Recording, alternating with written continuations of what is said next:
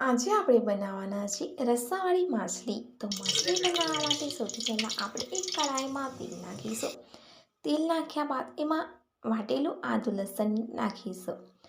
હવે લસણને સારી રીતે જ્યાં સુધી તેનો કલર ગોલ્ડન નથી થઈ જતો ત્યાં સુધી આપણે એને ફરાવતા રહીશું। જો લસણનો કલર બદલાવા આવ્યો છે, હવે આપણે એમાં મછલી એડ કરીશું। મછલીને લસણની સાથે મિક્સ કરી દેવાની છે, જેથી મછલીમાં સારો એવો ફ્લેવર લસણનો આવી જાય।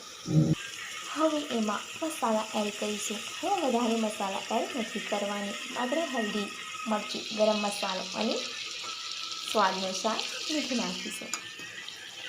બધી વસ્તુને એકવાર ફરીથી આપણે સારી રીતે મછલીને મસાલા સાથે મિક્સ કરી દઈશું। મછલી થોડી શેકાવા આવે ત્યારબાદ આપણે એમાં થોડું પાણી એડ કરીશું। આપણે રસાવાળી મછલી બનાવવાની છે એટલે એ હિસાબથી આપણે પાણી એડ કરીશું। મછલીને 10 મિનિટ સુધી ઢાંકી દઈશું। હવે આપણે મછલીને જોઈ લઈએ। આપણી મછલી બનીને તૈયાર થઈ ગઈ છે। વિડીયો પસંદ આવે તો લાઈક, શેર અને સબસ્ક્રાઈબ કરવાનું ભૂલતા નહીં।